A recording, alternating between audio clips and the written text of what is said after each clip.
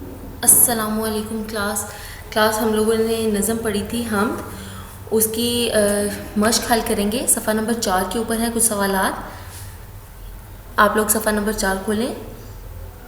لکھا ہوا ہے جی دیے ہوئے سوالوں کے جواب لکھیں۔ الف یعنی پہلا سوال ہے کس کی ذات کو رحمت والا کہا گیا ہے، یعنی کس کی ذات ہے جس کو رحمت والا کہا گیا ہے۔ دوسرا سوال ہے جی اس نظم میں اللہ تعالیٰ کے کون کون سے نام آئے ہیں۔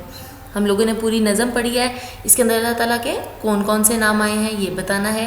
اور تیسرا سوال ہے جی بتائیں اس نظم کو حمد کیوں کہا گیا ہے۔ میں نے آپ لوگوں کو بتایا تھا کہ اس نظم کو حمد کیوں کہا گیا ہے، کس کس بچے کو یاد ہے کہ اسے حمد کیوں کہتے ہیں۔ آئیں ان کے آنسرز دیکھ لیتے ہیں۔ جی بچوں پہلا سوال ہے جی کس کی ذات کو رحمت والا کہا گیا ہے۔ اللہ تعالیٰ کو رحمت والا کہا گیا ہے۔ دوسرا ہے جی اس نظم میں اللہ تعالیٰ کے کون کون سے نام آئے ہیں۔ اس نظم میں اللہ تعالیٰ کے یہ نام آئے ہیں اللہ، مولا، الہی، رب۔ بتائیں اس نظم کو حمد کیوں کہا گیا ہے۔ اس نظم میں اللہ تعالیٰ کی تعریف بیان کی گئی ہے اس لیے اسے حمد کہا گیا ہے۔ میں نے آپ کو بتایا تھا کہ جس نظم میں اللہ تعالیٰ کی تعریف بیان کی جائے اسے حمد کہا جاتا ہے۔ تو اس نظم کو کیوں حمد کہا گیا ہے؟ کیونکہ اس میں اللہ تعالیٰ کی تعریف بیان کی گئی ہے۔